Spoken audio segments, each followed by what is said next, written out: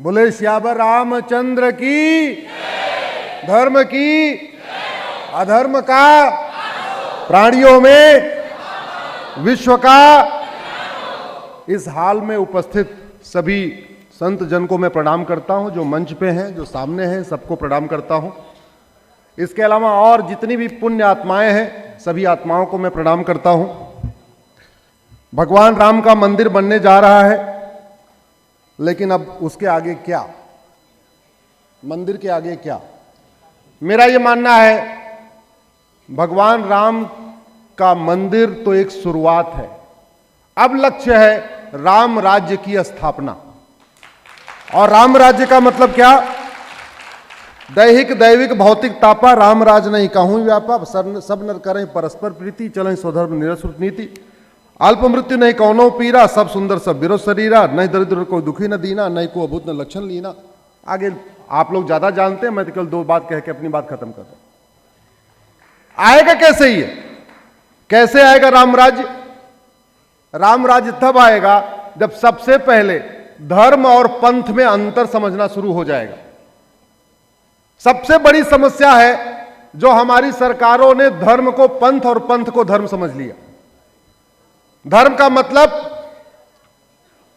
धर्म तो एक ही है, उसमें ऑप्शन तो है नहीं।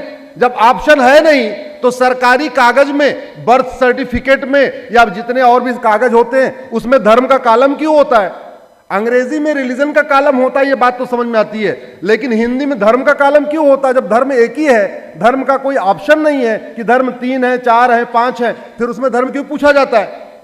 वहां पंथ पूछना चाहिए, लेकिन धर्म पूछा जाता है। मेरा आप सबसे निवेदन है, इस विषय को आज मैं पहली बार आपके सामने रख रहा हूं, सभी संत समाज के सामने रख रहा हूं, इसको उठाइए। और भारत धर्म निरपेक्ष नहीं है, भारत पंथ निरपेक्ष है। इसलिए सरकार अपने सारे डॉक्यूमेंट्स में धर्म निरपेक्ष शब्द हटा दे और कागज के ऊपर धर्म पूछना बंद कर दे। इंग्लिश में रिलीजन पूछती है, बात समझ में आता है, लेकिन सरकार कागजों में धर्म ना पूछे, पंथ पूछे। अंतर क्या है धर्म और पंथ में? अंतर यह है, जो पंथ है वो केवल अपने प्रचार और प्रसार का काम करता है, धर्म मानव कल्याण का करता है। उदाहरण के लिए इस्लाम एक धर्म है, इसलिए अगर इस्लाम को हम अपनी भाषा में कहें तो इस्लाम यह कहता है मुस्लिम्स की जय हो, गैर मुस्लिम्स का नाश हो, मुस्लिम्स में सद्भावना हो, मुस्लिम्स का कल्याण हो। बाइबिल एक, क्रिश्चियनिटी एक पंथ है, तो वो क्या सिखाता है? ईसाइयों की जय हो, गैर ईसाइयों का नाश हो, ईसाइयों में सद्भावना हो और ईसाइयों का कल्याण हो। सनातन धर्म है, इसलिए हम क्या कहते हैं? धर्म की जय हो, अधर्म का नाश हो, प्राणियों में सद्भावना हो, विश्व का कल्याण हो। हम कभी नहीं कहते हिंदू की जय हो, गैर हिंदुओं का नाश हो, हिंदुओं में सद्भावना हो और केवल हिंदुओं का कल्याण हो। यह अंतर है धर्म और पंथ में। दुर्भाग्यवश क्योंकि गुलामी की शिक्षा व्यवस्था चल रही है, गुलामी के नियम कानून चल रहे हैं, गुलामी का नाम चल रहा है, गुलामी का निशान चल रहा है, गुलामी की भाषा चल रही है, गुलामी का रीति रिवाज चल रहा है, गुलामी की परंपरा चल रही है, गुलामी की शिक्षा व्यवस्था चल रही है, गुलामी की पुलिस व्यवस्था चल रही है, गुलामी की न्यायिक व्यवस्था चल रही है, गुलामी का टैक्स सिस्टम चल रहा है, सब कुछ गुलामी का चल रहा है। इसलिए सब कुछ खिचड़ी बना हुआ है, हौच पौच बना हुआ है, क्लैरिटी नहीं आ रही है। जो जो काम मुगलों ने तलवार के दम पे किया, वो सारे काम अंग्रेजों ने कानून बना के किया और वही काम कांग्रेस की सरकार ने कानून बना के किया। अंग्रेजों ने, मुगलों ने मठ मंदिर को तलवार से तोड़ा, अंग्रेजों ने मठ मंदिर को कानून बना के अपने कंट्रोल में किया और वही काम कांग्रेस ने किया। अंग्रेज तो केवल 2 मठ मंदिरों को कंट्रोल करने के लिए 2 कानून बना के गए थे। आजादी के बाद 33 कानून और बना दिए गए मठ मंदिरों को कंट्रोल करने के लिए। इस समय भारत में 35 कानून मठ मंदिरों को कंट्रोल करने के लिए चल रहे हैं। चर्च, मजार, दरगाह, मस्जिद के लिए एक कानून नहीं है, मठ मंदिरों के लिए 35 कानून है। चर्च, मजार, दरगाह, मस्जिद की 1 रुपए की प्रॉपर्टी पे सरकार का कब्जा नहीं है, मठ मंदिरों की 1 लाख करोड़ की प्रॉपर्टी पे सरकार का कब्जा है। किसी एक राज्य में मठ मंदिर के लिए एक भी कानून नहीं, चर्च और मस्जिद के लिए, वहीं मठ मंदिरों के लिए 18 राज्यों में कानून बने हुए हैं। तो मैं इसलिए बार बार कहता हूं, डॉक्टर कितना ही अच्छा हो, जब तक दवा अच्छी नहीं होगी बीमारी ठीक नहीं होगी। ड्राइवर कितना ही अच्छा हो, जब तक गाड़ी अच्छी नहीं होगी ठीक तब तक यात्रा सुरक्षित नहीं होगी। मिस्त्री कितना ही अच्छा हो, जब तक सीमेंट बालू अच्छा नहीं होगा तब तक घर अच्छा नहीं बनेगा। ऐसे ही शासक कितना ही अच्छा हो, जब तक घटिया नियम कानून होता है तब तक राष्ट्र सुरक्षित नहीं होता है। इसलिए कानूनों को बदलना जरूरी है।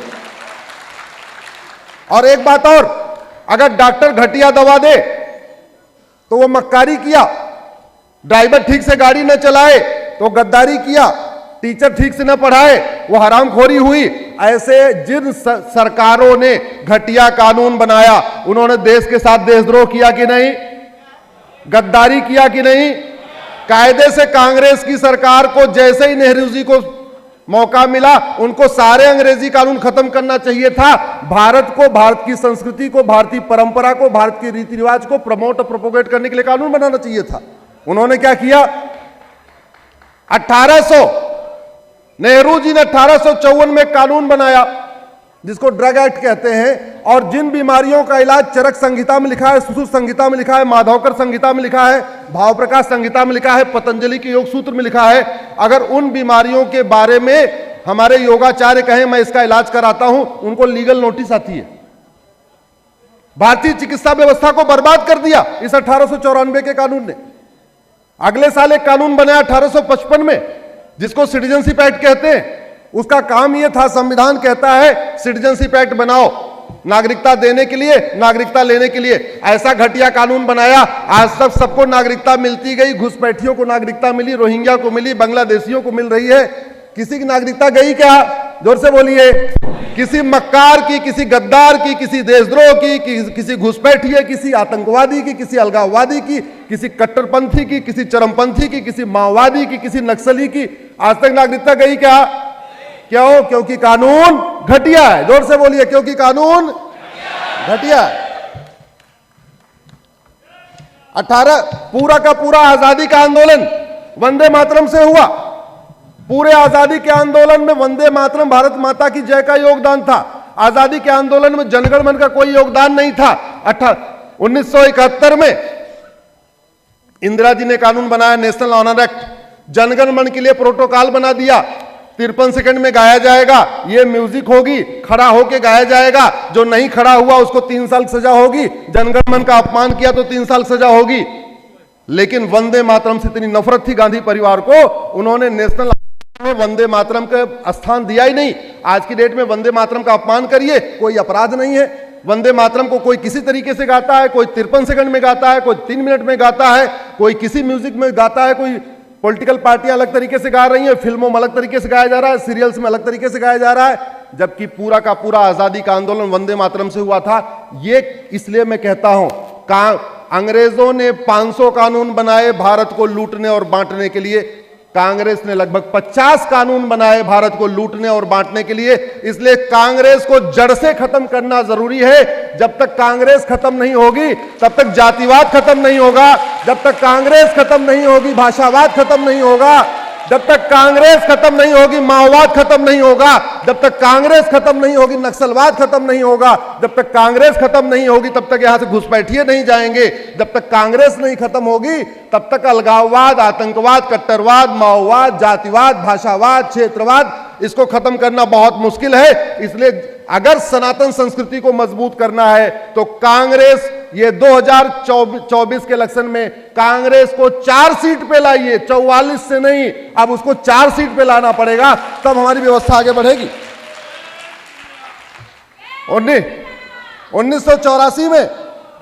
1984 में वक्फ एक्ट में अमेंडमेंट किया, 1985 में सिटीजनशिप एक्ट में अमेंडमेंट किया।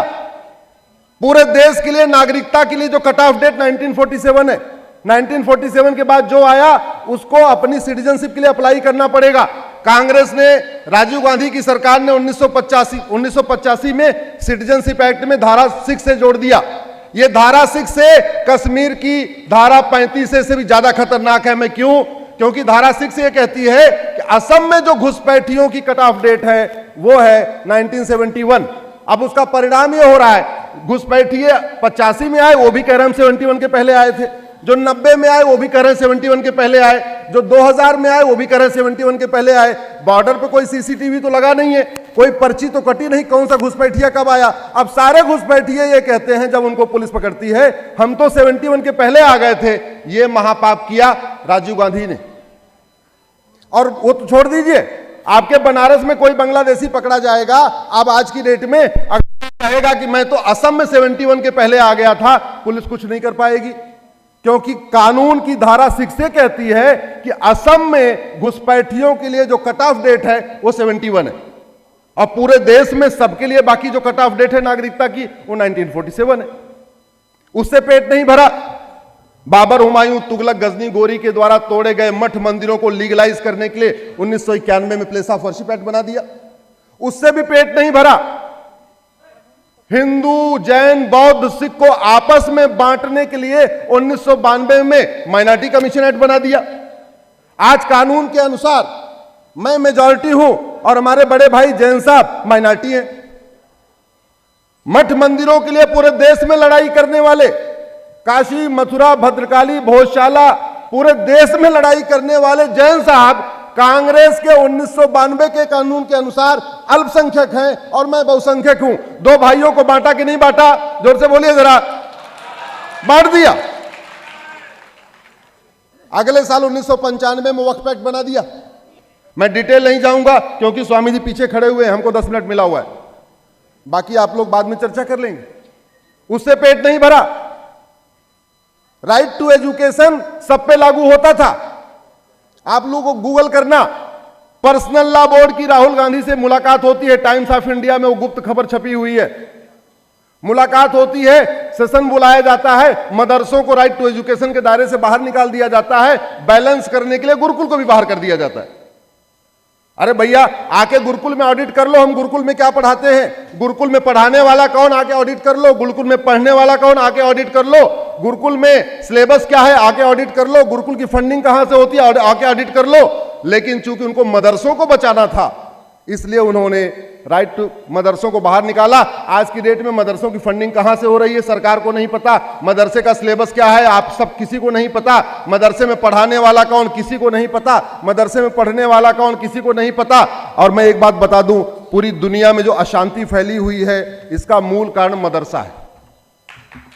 इसका मूल कारण मदरसा है।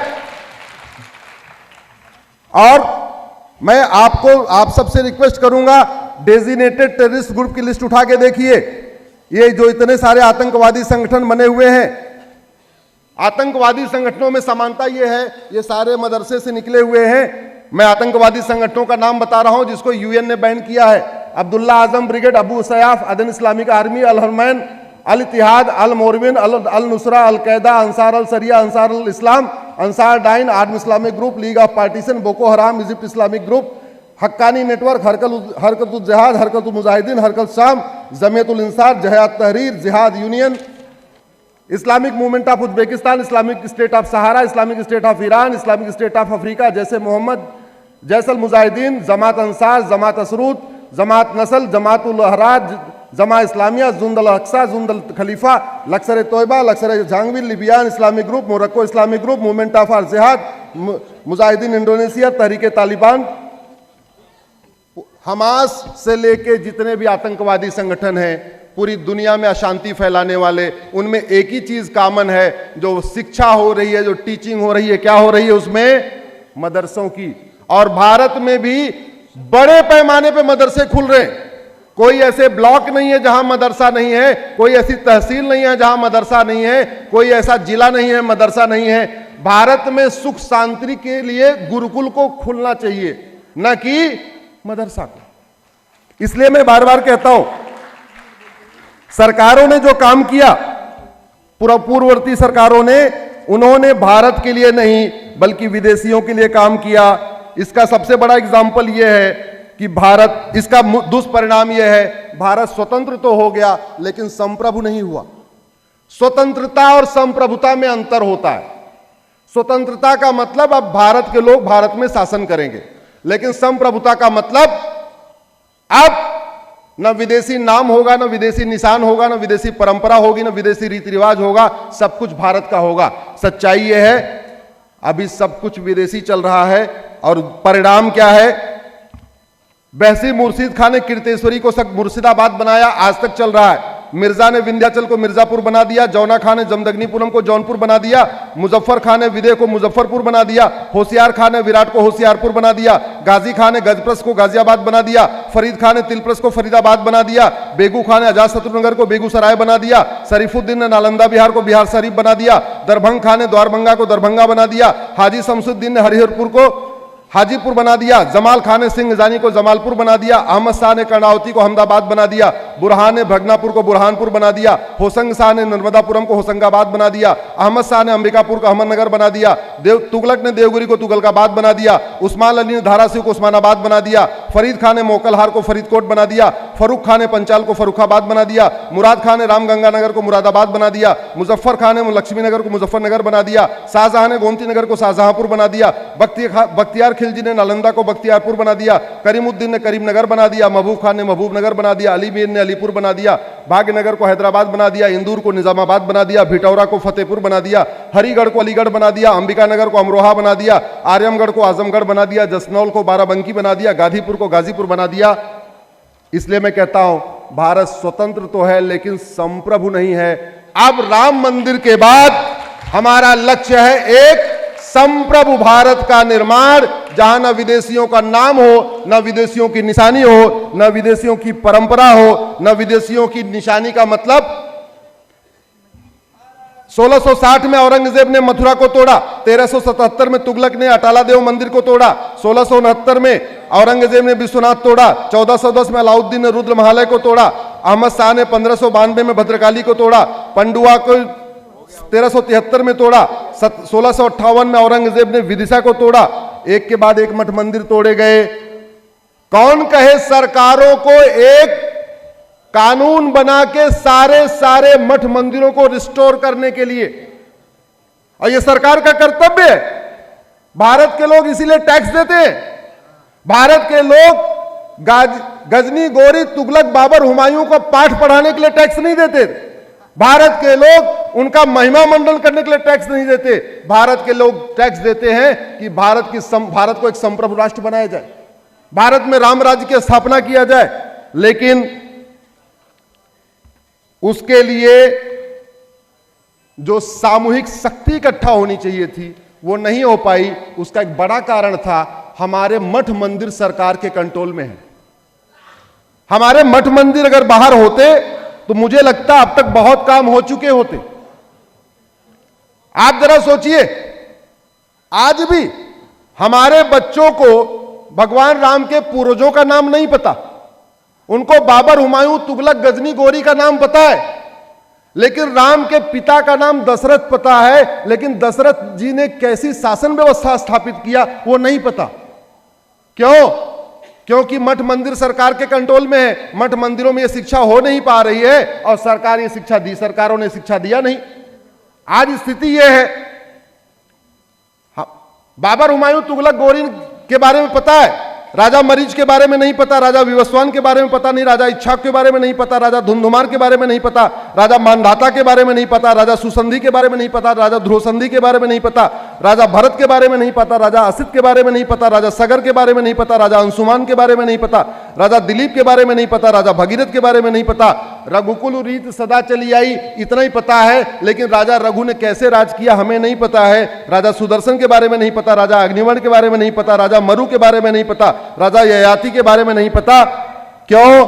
क्योंकि हमारी शिक्षा व्यवस्था आज भी पूरी तरीके से जिस पे भारतीयकरण नहीं हो पाया। इसलिए आज मैं अभी पूज्य संत पुण्य सभी संत के सामने एक आग्रह करता हूं, आप सबके आशीर्वाद से 1984 में कांग्रेस को 404 सीट मिली थी। आप ही लोगों ने आदेश दिया था अब की बार 400 पार करिए।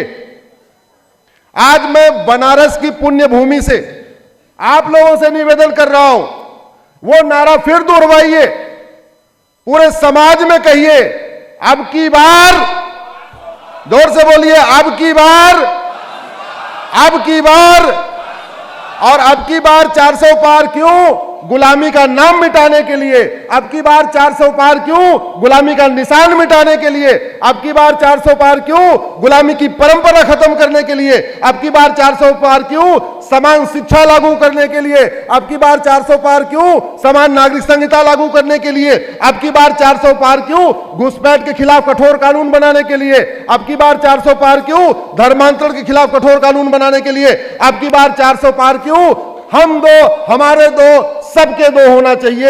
इसके लिए अब की बार 400 पार होना चाहिए। मैं आप सबसे निवेदन करता हूं, आपका आशीर्वाद रहा, आपने चाहा, आप लोगों ने 1984 में 400 पार किया था, अब फिर एक बार 2024 में अब की बार 400 पार करिए। महाराज जी कह रहे हैं चुनाव प्रचार नहीं, मैं भारत का प्रचार कर रहा हूं। क्यों? क्योंकि कांग्रेस को खत्म तभी होगी जब 400 सीट से ज्यादा आपकी बार 400 पार होगा। हमने कांग्रेस को, नेहरू जी को, इंदिरा जी को, राजीव जी को, मनमोहन सिंह को, किसी को 300 सीट, किसी को 400 सीट देख के दिया। होते होते स्थिति ये हो गई, 9 राज्यों में खत्म हो गए, 200 जिलों में खत्म हो गए, 300 तहसीलों में खत्म हो चुके हैं। 9 राज्यों की डेमोग्राफी बदल गई, 200 जिलों की डेमोग्राफी बदल गई, 300 तहसीलों की डेमोग्राफी बदल चुकी है। इसलिए ये निश्चित रूप से संत समिति का कार्यक्रम है, यहां संस्कार की बात होनी चाहिए, लेकिन देश बचेगा तो संस्कार बचेगा। इसलिए